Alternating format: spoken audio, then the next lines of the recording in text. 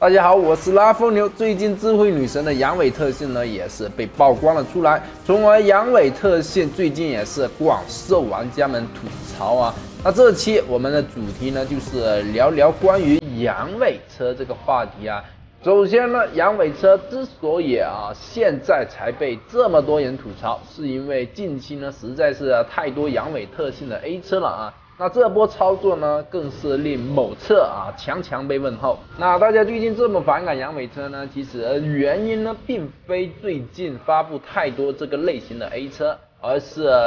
我想还是因为最近的阳痿车呢，都不是起步流氓类型的阳痿车。我们拿圣殿骑士和金红举例吧现在圣殿骑士是吧？那圣殿骑士呢，作为最早一批的阳痿车，那圣殿骑士呢，对于当时非流氓时期的飞车来说，还是挺受欢迎的但是到了金红就不一样了。那金红前面已经有火神什么的这种起步流氓特性的 A 车发布了，所以呢几乎是从金红时期开始吧，只要是不属于起步流氓类型的阳痿车呢，都是要被一番吐槽因为非起步流氓的阳痿车呢，没有流氓起步的特性的话，别说国服了，在实战当中光有特性杀不出去的话，损失其实都挺大的那像我这把起步被磕了一下那就耽误了1-2秒的特性了是吧？那没了特性之后的阳痿车呢，其实变化挺大的，就像金红一样，前面极气猛如虎，后面极气也菜如鸡一样。那么前后性能差距太大的话，会造成玩家不适应，从而造成失误